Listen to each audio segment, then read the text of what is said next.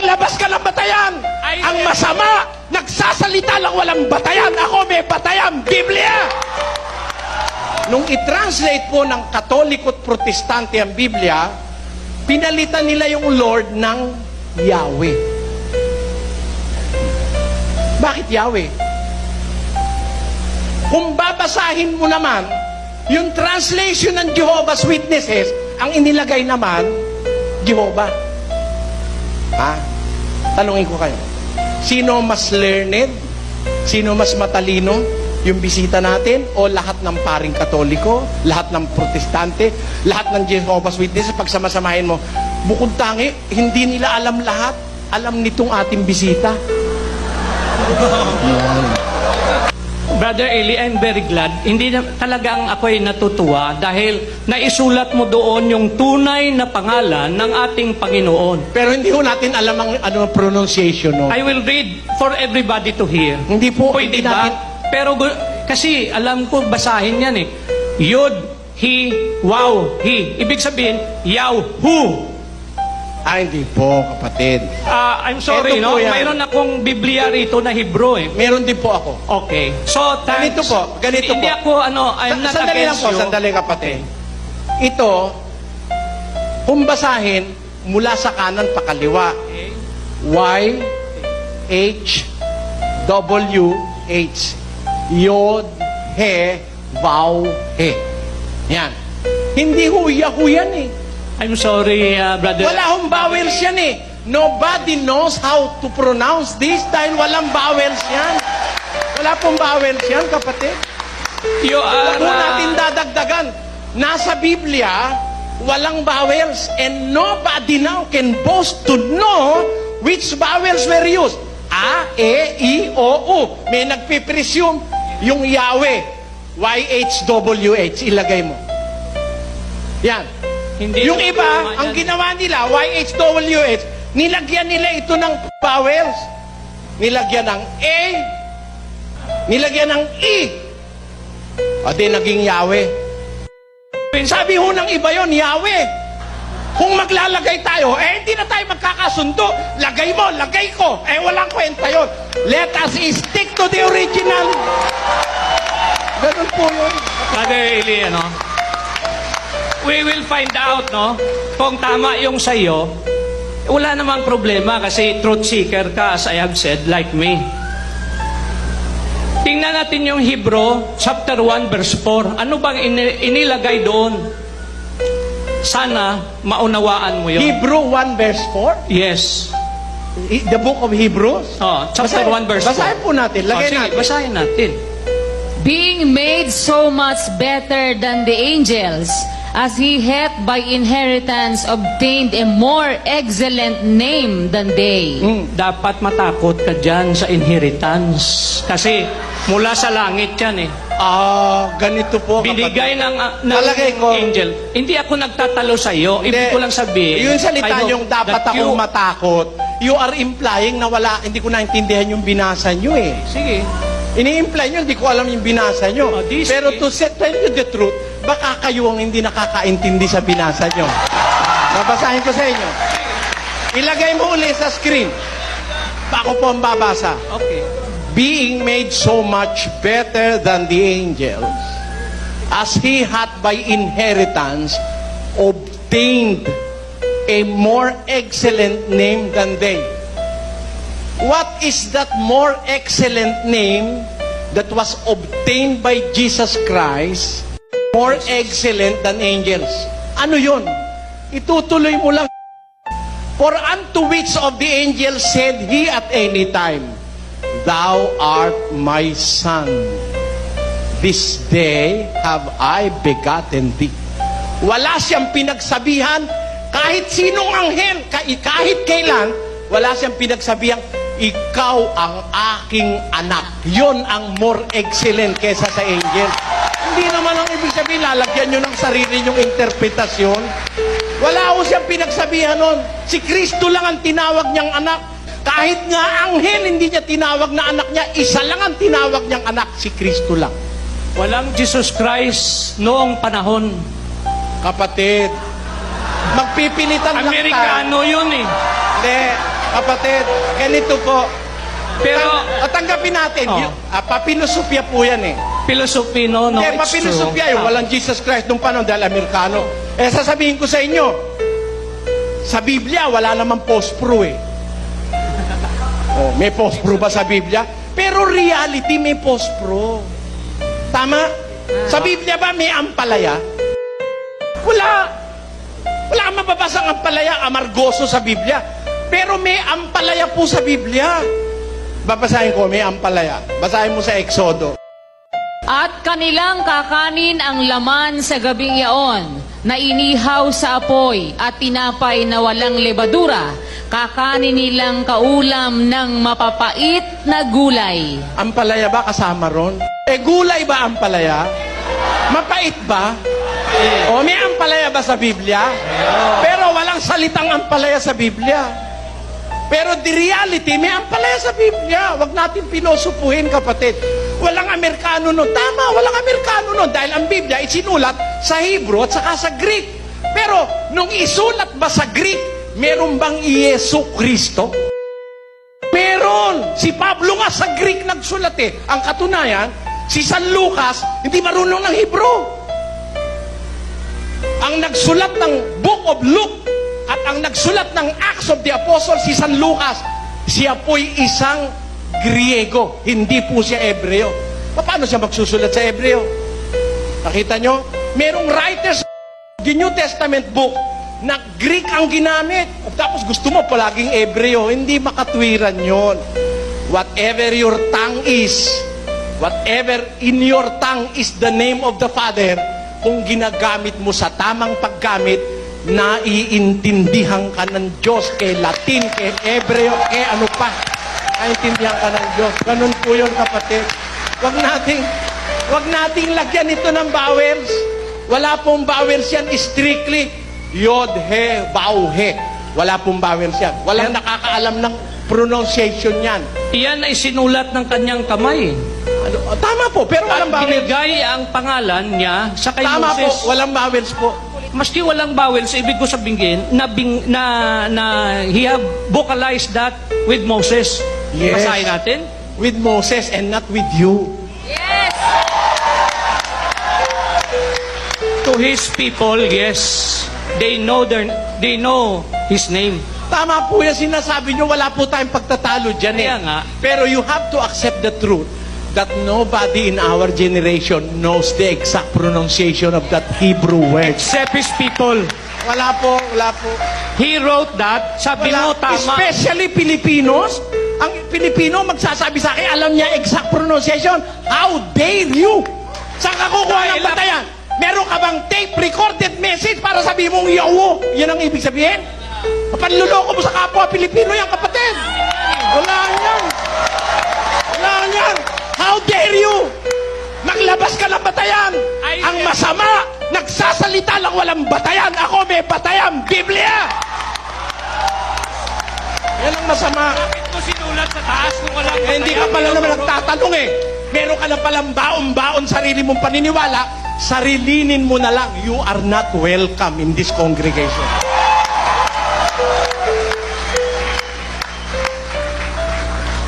Sarilinin mo na lang, kapatid. Masyado ka palang pantas sa sarili mo eh.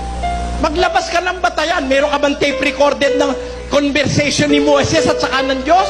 Wala nga eh. Para ipilit mo sa kongregasyon namin yon, hindi kami papayag. We respect the Bible. We are trying to learn the Bible, not hearsays from people who are unscrupulous. I am sorry.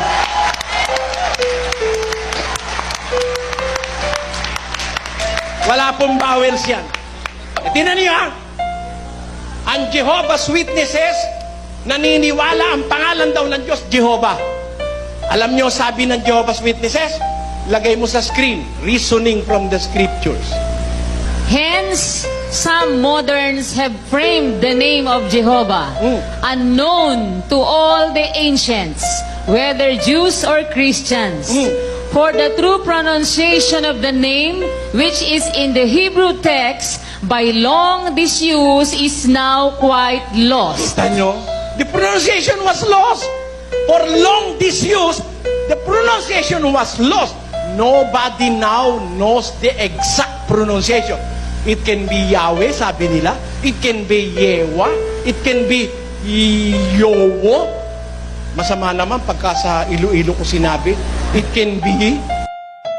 Masama naman yun. Kaya mahirap yung mag-i-speculate tayo, mga kapatid. Let us be content of what is written at dun tayo maliligtas, kapatid. Naintindihan niyo po punto ko, mga kapatid? Ayoko pong mag-speculate. Ayoko. So ayoko rin na makapasok sa congregation namin ang espekulasyon ng kahit na sino. Yung mga most trusted students and researchers of the scriptures admit that the pronunciation was lost. Hindi ginagamit eh. Walang vowels eh. Eh nung una, kung basahin ng mga Hebrews yun, sinusupply nila yung right vowels. Eh, ngayon, sino magsusupply? Eh kagaya nun, sabi nung iba, yung nagsalin, kayo ba kapatid, naniniwala kayo? Pakilagay mo nga yung 110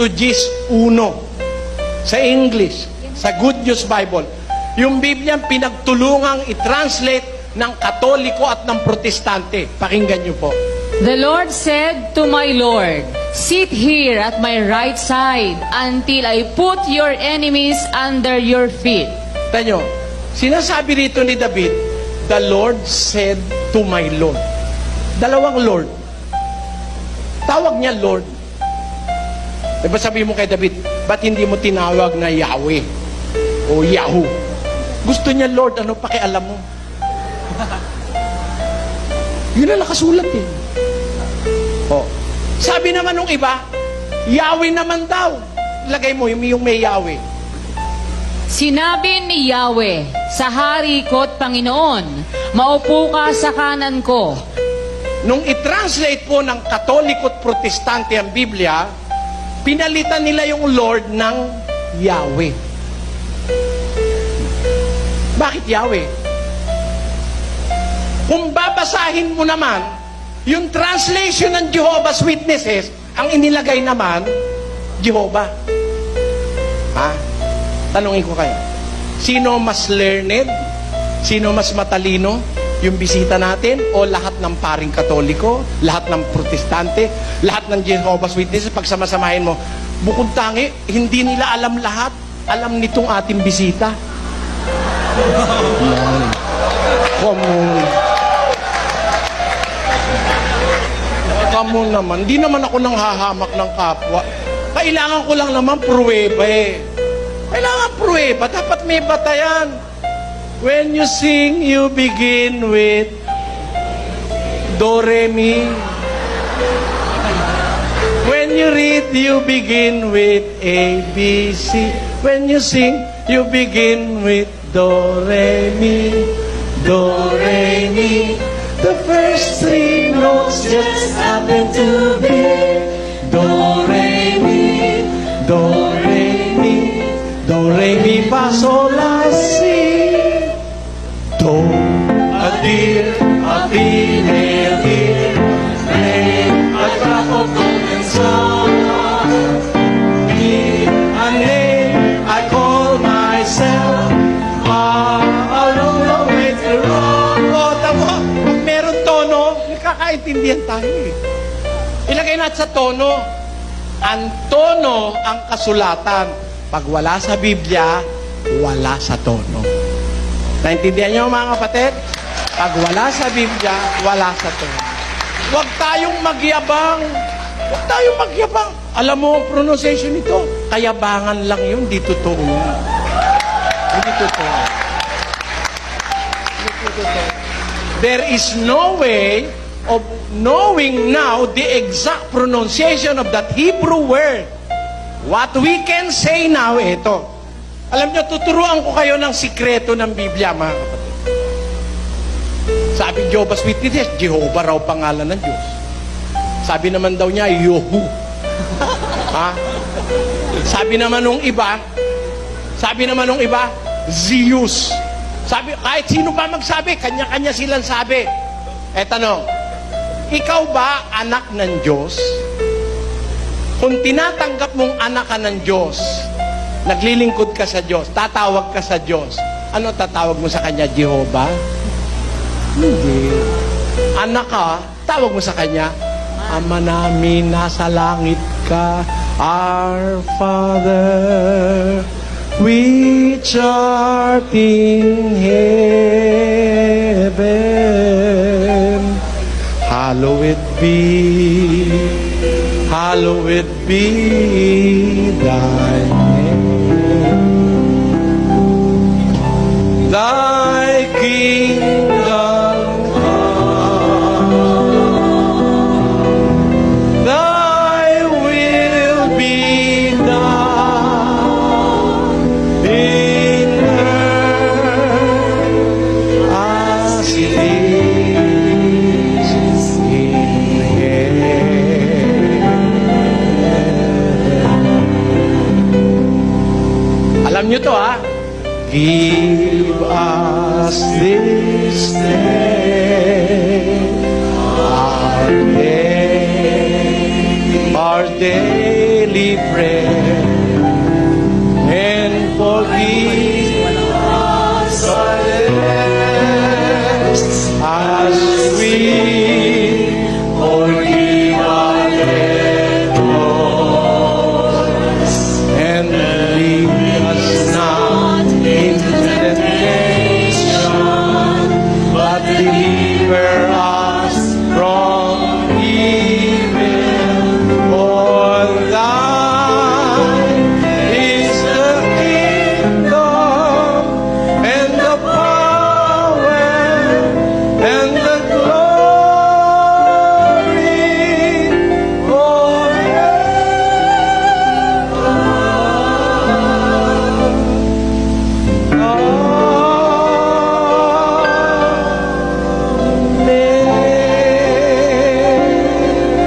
Ano ang tawag mo? Our Father. Sabi ng Jehovah's Witnesses, hindi ka. Ang father mo may pangalan. Halimbawa, pangalan ng father mo, Pedro. O sige, tanggapin ko. Pangalan ng tatay ko, Pedro. Pero pag tatawagin ko ba tatay ko, tatawagin ko siya, Pedro. Ganun ba? Lapastangan kang anak pag tinawag mo tatay mo na Pedro.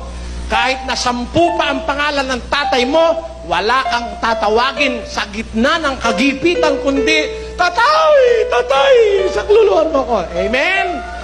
Yan.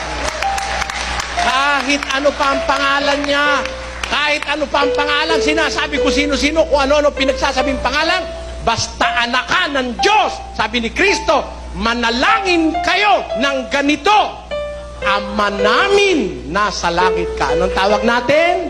Ama. Tama na yun. Naiintindihan ka na niya. Kay Grego, kay Latin, kay kay Bisaya, kay Hiligayno, kay Cebuano, kay Antiqueño, kay ikaw galing sa Boracay, kahit ano ka. Basta siya ang ama natin, nasa langit siya. Naintindihan na yun. O, may problema pa ba tayo doon, mga kapatid? Wala na. Tama na yan. Kaya baka na lang dagdagan pa natin yung nasa Biblia. Pasensya na kayo. Sabi ko na sa inyo, ang totoo, totoo talaga. Ano man ang mangyari, ang totoo yung nasa Biblia. Doon po, saludo ako. Pero sa konklusyon, haka-haka, walang mababasa, pagpatawad nyo sa akin. Excuse me, pardon me, I beg your pardon, I'm sorry.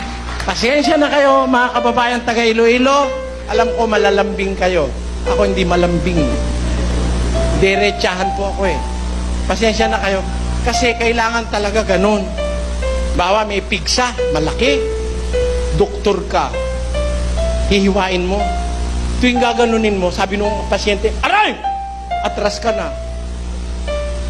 Gaganunin mo ulit, aray! Atras ka na. Maghapon kayo, aaray ng aaray yun. Pero kung gusto mo talaga siyang gumaling, diyan mo siyang umaray. Tanggal. Buka na. Tanggalin na yun ano. Sara uli. O, 2 aray lang, tapos na. Tama ba yun?